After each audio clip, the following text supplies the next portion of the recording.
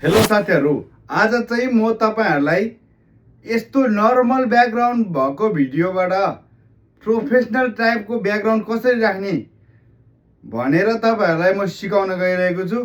यो भिडियो अन्तिमसम्म हेरेर साथ दिनु होला है त। सुरुमा एप स्टोर या प्ले स्टोरबाट इन्टरेस्ट एप डाउनलोड गर्नुस्। मेरोमा चाहिँ पहिले डाउनलोड भएको भएर म चाहिँ सिधै ओपन गर्छु। ओपन गरिसकेपछि यहाँ गएर तपाईले इन्टरेस्ट एपमा चाहिँ इन्डोर ब्याकग्राउन्ड भनेर सर्च गर्नुपर्ने हुन्छ।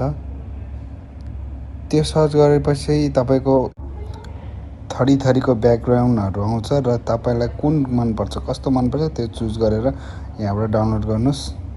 प्रिन्टेस्ट एपबाट यो ब्याकग्राउन्ड फोटो चाहिँ डाउनलोड गरिसकेपछि तपाईले त्यो फोटोलाई ल्याएर क्वाइकटमा हाल्नुस्।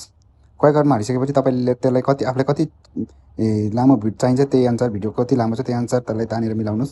अनि त्यसपछि तपाईले यो ओभरलेको मार्फतले तपाईको जुन मेन भिडियो जुन हो त्यसलाई ल्याएर जोड्नुस् हैन। त्यसपछि यसलाई जोडिसकेपछि यसलाई साइज बराबर पार्नुस्।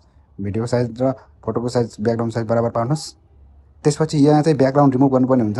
क्वाइकटमा चाहिँ ब्याकग्राउन्ड रिमुभ भन्नाले स्मार्ट कट आउट भन्ने हुन्छ। त्यहाँ स्मार्ट कट आउटमा छोइसकेपछि टच गरिसकेपछि यसलाई प्रोटेक्टबाट चाहिँ राम्रो हुन्छ है।